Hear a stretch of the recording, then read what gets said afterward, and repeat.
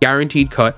And Brianna Turner is someone who has started almost every game in her career till last. Angel Reese didn't miss a beat when Brian Turner left Chicago for Indiana to join Caitlin Clark. With a playful side eye to the camera, she quipped, "Oh, so this is what we're doing now." But the real kicker? Guest loyalty has an expiration date. The WNBA drama is heating up, and Reese is right in the mix. So, in a kind of a surprising turn of events, the Indiana Fever have made yet another move this offseason, and they have signed Bree Turner to the roster. Angel Reese saw the news and had one reaction. Wow. Just wow. First, Aja Wilson gave Indiana the side-eye for stacking talent. Now, Reese had her own reason to react. Brianna Turner leaving Chicago to team up with Caitlin Clark was just another wild twist in the WNBA's craziest offseason yet. Turner, meanwhile, brushed it off, calling it an exciting new chapter, like she hadn't just shaken up the league. Indiana Fever players hyped her up instantly, treating her like the final piece of their super team puzzle. And then there was Aaliyah Boston, ever the calm voice in the chaos, simply saying, "Let's hoop." Nice try, but no, that did not cool things down. Someone who actually broke this story, she said Brianna Turner has signed with the Indiana Fever per the WNBA transition page. Some depth for the Fever front court. Brianna Turner signed a contract with the Fever. Somebody said, so does this mean it's not a training camp? Somebody said, yes, it's basics. The WNBA isn't just growing. It's delivering top-tier drama alongside elite basketball. And if Indiana keeps loading up on talent, Angel Reese might need to build her own super team. She had every reason to react. Brianna Turner took one look at Chicago, then at Indiana, and decided, yep, that's the move. Just like that, she packed her bags to join Caitlin Clark and the Fever's rising powerhouse. Bold move, big plot twist. It is funny that all these people who hated the Indiana Fever last year is finally coming around to sign with the team. Go figure. Now, I don't know the whole initial thing about this signing, maybe for depth, defensive purposes, but it is funny to see how what a year make when the Indiana Fever is one of the, not one, but is the top team in the W. Chicago Sky fans were looking at their roster like a half-finished group project, wondering, so, who do we even have? Right now, it was looking like Angel Reese and some good vibes. Sure, Marina Mabrey and Dana Evans were still in the mix, but reality was sinking in. They missed the playoffs last year, and now they were supposed to believe losing Brianna Turner would somehow make things better. The front office kept preaching patience. We're building, we're staying the course. But patience doesn't stop Indiana from stacking talent like a collector set. And let's be real, patience is a lot harder when your biggest rival is forming a super team right in front of you. Still, Angel Reese wasn't backing down. "I love it here, and we're going to be just fine," she said, standing firm on her loyalty. But let's be honest, fine wasn't good enough last season.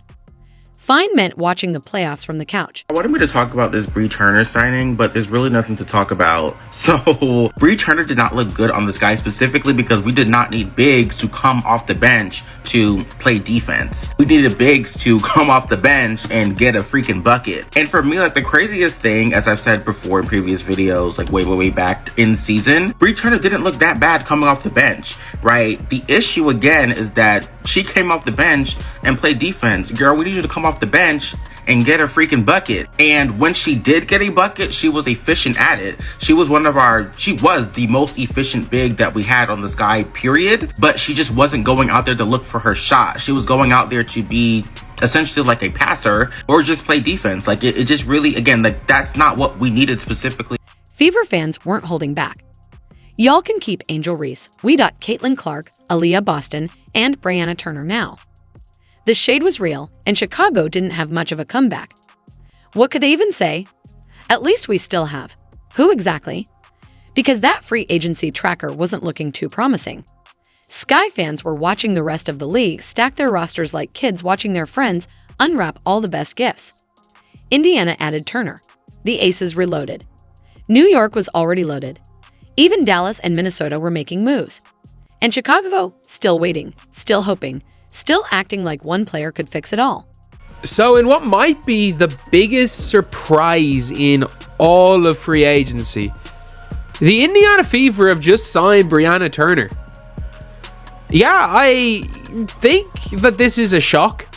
I don't hate this. I actually don't hate this for the Fever. Like, Angel Reese wasn't backing down. She was already saying she thrives as the underdog, that she feeds off doubt. And maybe she does. Maybe she takes all this shade, locks in, and comes back next season as a force. But let's be real, she can't do it alone. Because right now, Indiana looks ready to dominate, while Chicago looks like that one friend who says, we'll figure it out, with no actual plan. And last season, that plan led them straight to the couch for the playoffs. Indiana isn't just aiming for the playoffs, they're coming for the league. Their front office saw Caitlin Clark as the ultimate cheat code and went all in. Now they've got Natasha Howard, Sydney Colson, Sophie Cunningham, DeWanna Bonner, and Brianna Turner. At this point, they're not just building a team, they're stacking a squad built to win. Fever did not come to play. They are on a mission to win now, like 2025 championship season incoming. They were so quiet during free agency. And in the past 24 hours, boom, boom, boom. Re-signed Kelsey Mitchell to a max deal. Picked up Natasha Howard, bringing her back to the Indiana Fever, where she was originally drafted. And then they just announced a three-way trade sending Alyssa Smith to Dallas and Sophie Cunningham coming to the Fever. This team in 24 hours just got exponentially better. Angel Reese wasn't backing down. She was already saying she thrives as the underdog, that she feeds off doubt. And maybe she does. Maybe she takes all this shade, locks in, and comes back next season as a force. But let's be real, she can't do it alone. Because right now, Indiana looks ready to dominate, while Chicago looks like that one friend who says, we'll figure it out, with no actual plan. And last season, that plan led them straight to the couch for the playoffs. Indiana isn't just aiming for the playoffs, they're coming for the league. Their front office saw Caitlin Clark as the ultimate cheat code and went all in.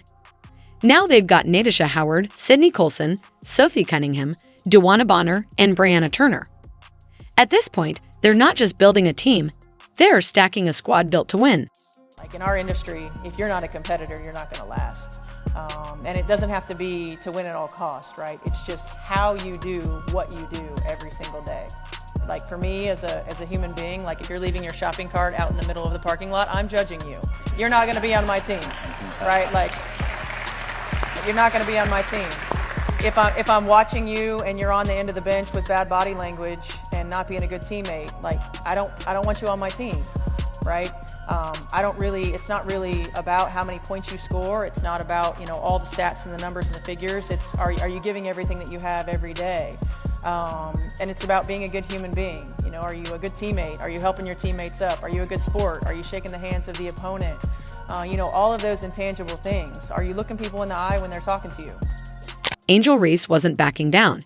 She was already saying she thrives as the underdog, that she feeds off doubt. And maybe she does. Maybe she takes all this shade, locks in, and comes back next season as a force. But let's be real, she can't do it alone. Because right now, Indiana looks ready to dominate, while Chicago looks like that one friend who says, we'll figure it out, with no actual plan. And last season, that plan led them straight to the couch for the playoffs. Indiana isn't just aiming for the playoffs, they're coming for the league. Their front office saw Caitlin Clark as the ultimate cheat code and went all in. Now they've got Natasha Howard, Sydney Colson, Sophie Cunningham, DeWanna Bonner, and Brianna Turner. At this point, they're not just building a team, they're stacking a squad built to win. Steph White is doing and what the Fever organization is doing is nothing less than phenomenal, in my opinion. They are taking this young, talented core that they have, with Aaliyah Boston and Caitlin Clark, and they're adding veteran players that Stephanie White has already worked with. Let's talk about that too, and has chemistry with and knows the work ethic of. And they are building this super team, make no mistake about it, that is going to give you. Stephanie White didn't just take over the Indiana Fever. She handed Caitlin Clark the keys and said, go run this.